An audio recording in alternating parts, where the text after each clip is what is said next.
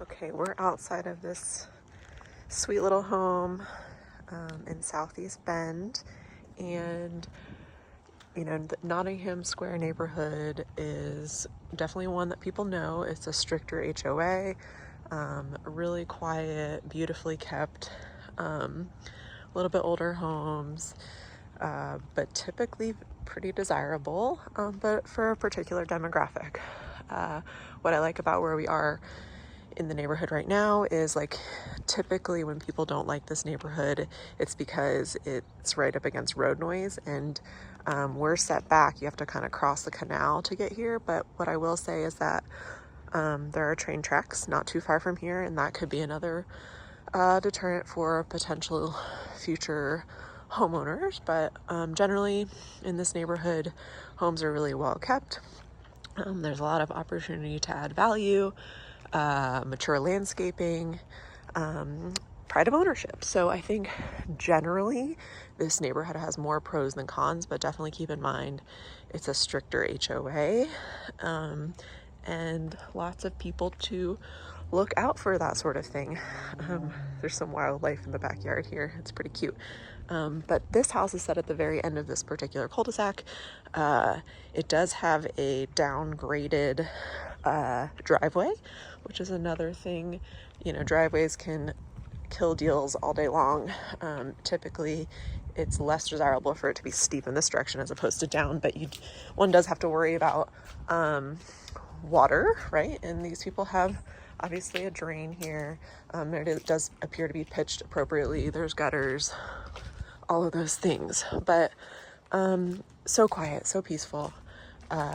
This particular house backs right up to the canal, which I think makes it really desirable. But here is definitely something to keep in mind, and that is that this HOA doesn't allow for fences. So people with pets and children, this is also not going to work for, right? Because people are going to be afraid that these unleashed humans and animals are going to get hurt. But this house, we're focusing on the house, has some really great storage on the exterior here. There's actually even water, and then a person door. I doubt this is going to be open. No, yeah, but lock storage for fun toys. What's even cooler is there's gutters all around it, so when you're walking by, in the event there's precipitation, it doesn't fall on you. That appears to be sewer/septic, depending on what's going on with this house, but pretty standard T111 siding. We've got maybe a little bit of paint, deferred maintenance on the eaves there. Well built. However, there's a path all the way around back here.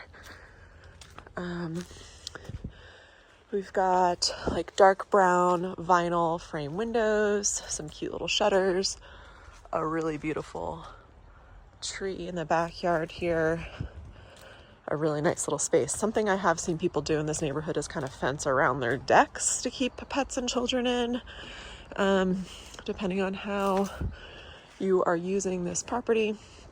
This deck is great. It looks brand new. It's synthetic material, like a Trex deck type material that you'll never have to replace. Sliding glass door there. It does not match the windows. That's white. The windows are brown. Again, just getting a sense for how peaceful and nice this is out here. The lot itself for this house is 0.22 acres, but a lot of this is also deeded common space, so just keep that in mind, especially around the canal. People tend to use the canal across the way there as a running path. I know I've done that myself, run past here many times. What's pretty cool is this path actually will connect all the way to the Deschutes River and the Deschutes River Trail if you run far enough. Continuing around the outside of the house,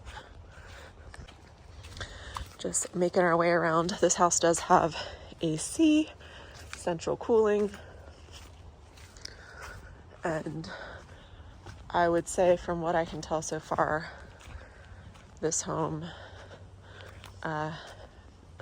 just like a lot of the other homes in this neighborhood, shows pride of ownership and is well kept. The windows are super clean. Everything looks nice and clean. additional access over here that we'll check out soon. Okay, so as we walk in, we do have a nice little covered area.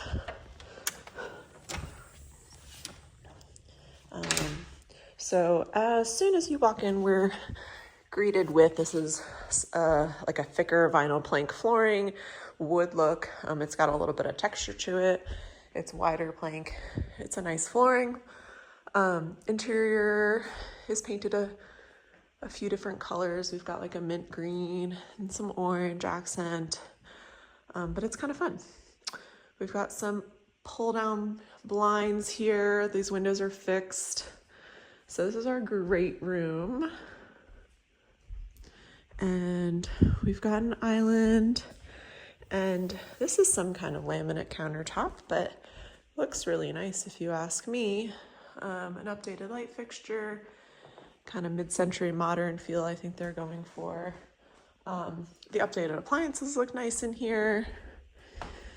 This is painted wood cabinetry. You know, you can see a little bit of chipping from the paint, but I will say for being painted wood cabinetry, I think when it was originally done, it was done professionally. The paint itself feels like glossier and smoother, which is the feel I like to feel on painted wood cabinets. And then original wood cabinetry here, but for original cabinetry, I actually like it. Tile backsplash here, you know, the grout is a little bit darker in some spots, but nice big stainless sink. We do have can lighting in here, but that's got like the OG bulbs, easily replaced with LED lighting to modernize right there. This is a really nice feature in here, the bookshelves, and I actually kind of like what she's done with the color. But updated thermostat, and then all the bedrooms are in this end. So first small bedroom on the left, probably about a 10 by 10. Solid core wood doors, nice and tall closets. This one looks out into the front yard. Then first full bathroom. We've got tile floors, updated hardware and fixtures. We have a dual flush toilet, so that is an improvement. And then nice tall ceilings in here with a skylight, which is nice. So the ceiling's vault in here. And then this would be the primary bedroom.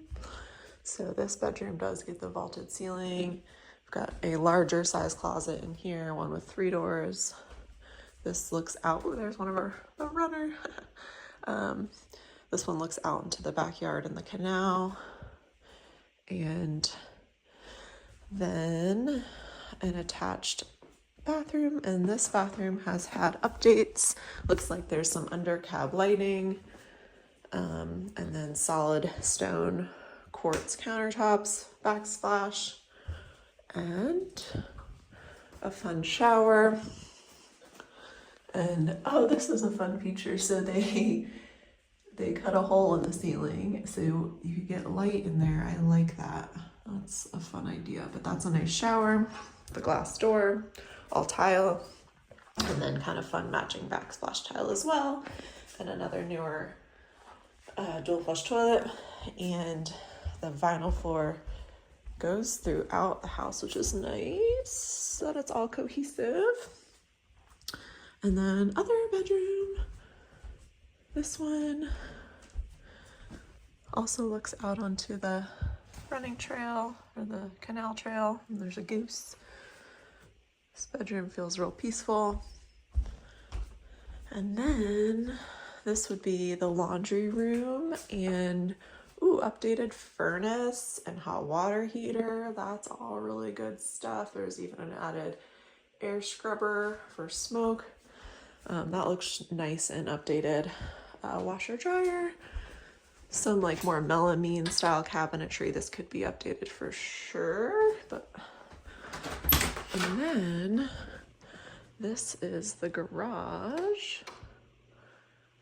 which is cool because it's kind of extra sized, right? So I don't see the light, but so this is a person door that we saw by the front entrance. This might have been like a spot for an original hot water heater, but doesn't live there anymore. Attic space access. And then this is, oh, okay, this goes to, that's cool. This is that side kind of lean-to off the side of the house that we noticed that had the access here. So it's kind of cool. That's like, I mean, you could technically live in there because there's light switches and maybe a heat source once upon a time. But there is a heat source in here. I noticed right here, there's a little cadet heater for auxiliary heat. So I'm pretty sure that does it for this house. And I personally think for the price point, depending on your goals, this is a great little house, and happy to chat more as needed.